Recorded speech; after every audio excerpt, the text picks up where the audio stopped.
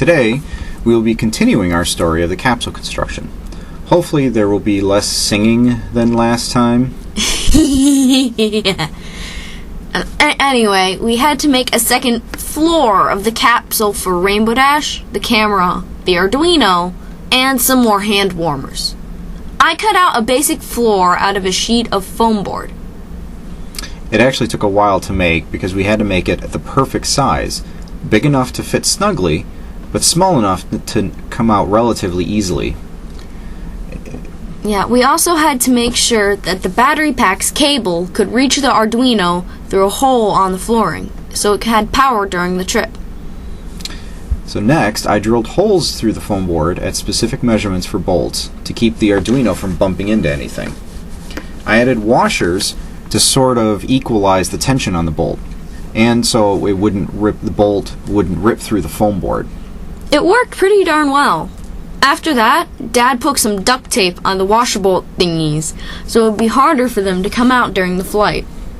Washer bolt thingies. Yes. Yeah. After the second floor was done, it was time to make grooves for the wires leading out of the capsule that connects the temperature sensor, the GPS receiver, and so on. Katherine got to do this part, doing it as crazily as she could. Yep, that's my way of doing things. Anyway, we made little grooves in a ridge along the styrofoam box where the lid would sort of snap on, so the lid would press down on the hole, closing up most of the hole so there would be very little cold air getting in. Next in the construction, we decided to give Rainbow Dash a window seat. We got a clear plastic dome to make into the window for RD. I wasn't into this at the moment. I was tired. But me and my mom hot glued the dome into place in a hole on the capsule roof. Gopher! What the heck? Anyway, we had to work on Rainbow Dash's actual seat.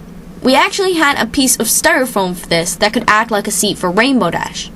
But it was a little too large to fit inside the plastic bubble window that Rainbow Dash would be sitting in. So we cut out some of the base. The styrofoam was thick enough that we could slice off enough to make it fit without cutting the bottom of the seat off entirely. So now it fit, and Rainbow Dash had an excellent view. Next, we cut tubes that would keep the rigging that attaches the capsule to the balloon from rubbing up against the styrofoam and threatening to cut through it. Katherine also helped to file the uneven edges of the tubes down. Rainbow Dash inspected the tubes after they were duct taped to the capsule to make sure that they were good to go. Next, we threaded some string through the doweling, and RD held up the capsule while flying to see if it would hold up, and it did hold up pretty well. Well, the closet hanger we used to hold Rainbow Dash up got bent and warped under the weight, but this wouldn't be part of the actual launch. We'll describe more of the details around the rigging in a later podcast. Look! Oh my gosh, you can see my little sandal in the background!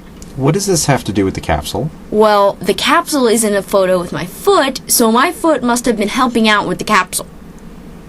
Of course, it's totally logical. Moving on. We took off the duct tape of the doweling and hot glued them in place, because duct tape would not be enough to hold it up for the mission. And that was pretty much it for the capsule construction.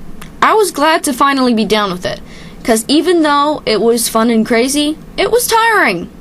But at least we know that all the tiring work paid off. The capsule and all the data did come back safely from the stratosphere. Yay! So, what are we gonna do next? Let's recover from this 2-year project before we start another one. Fine.